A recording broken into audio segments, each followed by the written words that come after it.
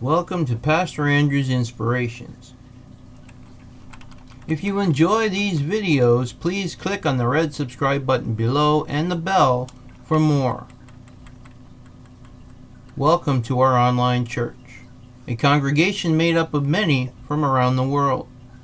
No offering is necessary. Subscribing and watching videos will keep us alive under God's watchful eyes. Today, we will be talking about biblical names starting with H, part 14. Hoham. Hoham, according to the book of Joshua, was the king of Hebron, defeated in Joshua's conquest. Homam. Hemam or Homam is the name of the son of Lotan, grandson of Seir the Horite, according to Genesis chapter 36 and 1 Chronicles chapter 1. Hophni. Hophni and Phineas were the two sons of Eli. The first book of Samuel describes them as the officiating priests at the sanctuary of Shiloh. At the time of Hannah, according to Josephus, Phineas officiated as high priest. Because Eli had resigned as high priest at Shiloh because of his advanced age.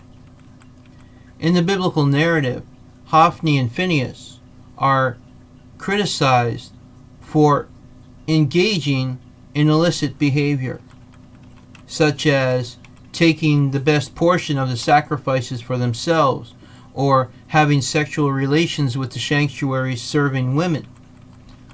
They are described as sons of Belial in 1 Samuel chapter 2, corrupt or scoundrels.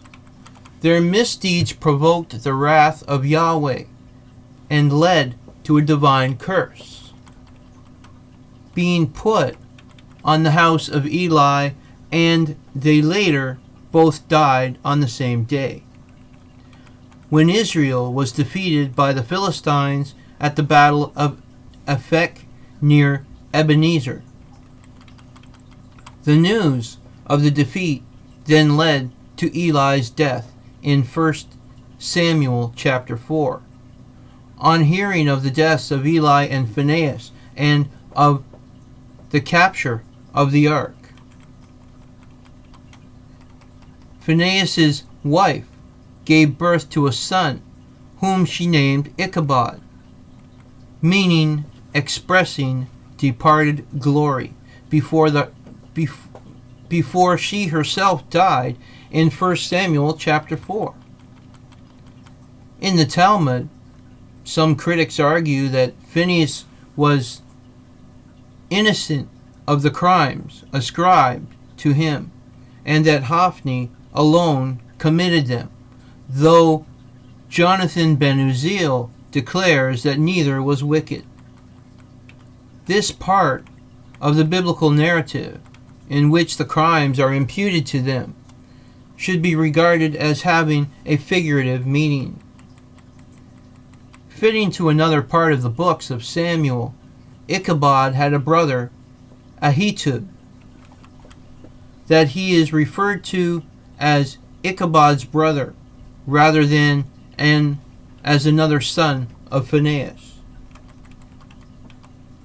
This is considered by biblical scholars to suggest that Ichabod, barely mentioned in the Bible, was actually an important figure. Hophra. Apries is the name by which Herodotus and Diodorus designate Wahibra Habri, a pharaoh of Egypt, 589 BC, the fourth king counting from Psamtik, the first of the 26th dynasty of Egypt. He was linked with the Wafres of Manetho, who correctly records that he reigned for 19 years. Apries is also called Hophra in Jeremiah chapter 44.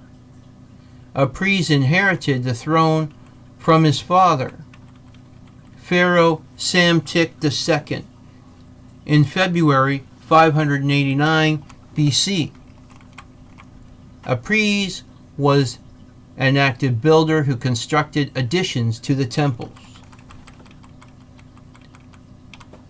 At Athribus, or Telatrib, Bahariya Oasis, Memphis, and Sais.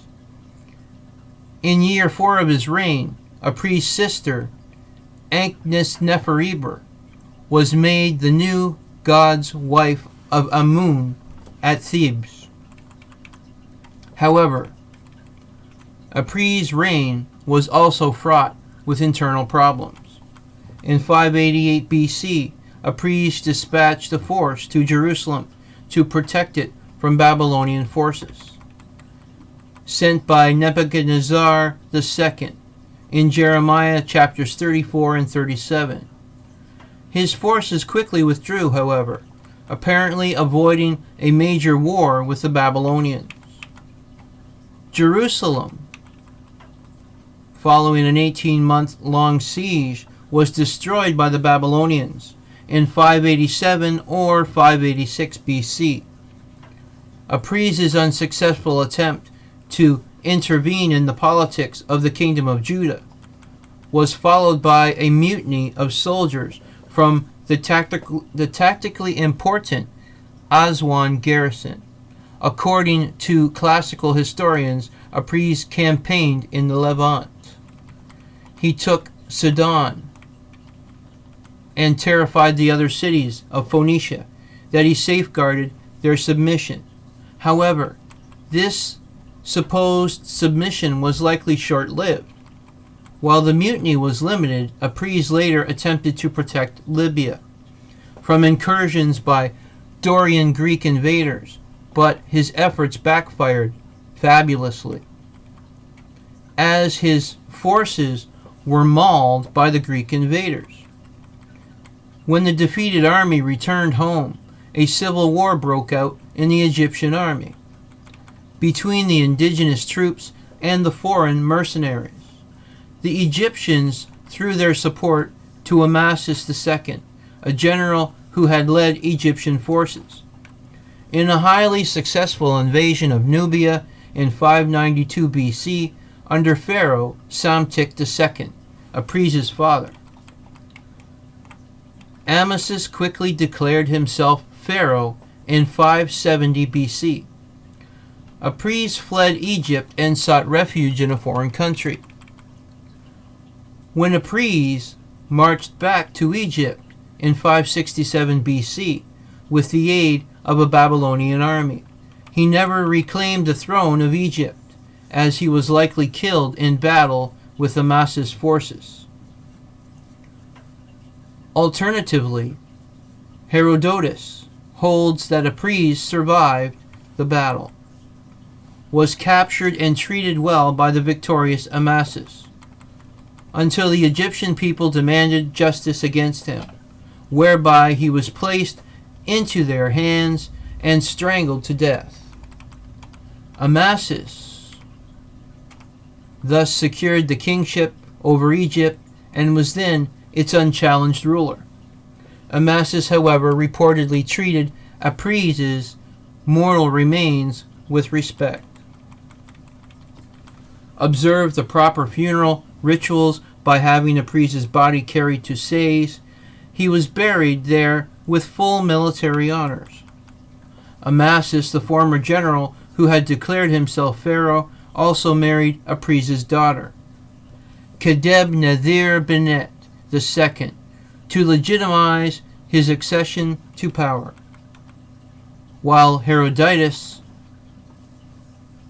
claimed that the wife of Apries was called Nititis. There are no contemporary references naming her in Egyptian records. Hori. Hori is the personal name of two biblical individuals, as well as being the Hebrew term for a Horite. Hori of the house of Simon was the father of Shaphat, a scout sent to Canaan prior to the crossing of the Jordan River, according to Numbers chapter 13. Hori is recorded as the name of Lotan, the son of Seir the Horite, according to Genesis chapter 36. This was the biblical name starting with H, part 14. Please stay tuned for part 15, starting with the story of Horonites. If you like these videos, please click the red subscribe button below and the bell for more. Adonai Nisi, the Lord, is our banner. God's blessings be upon us all.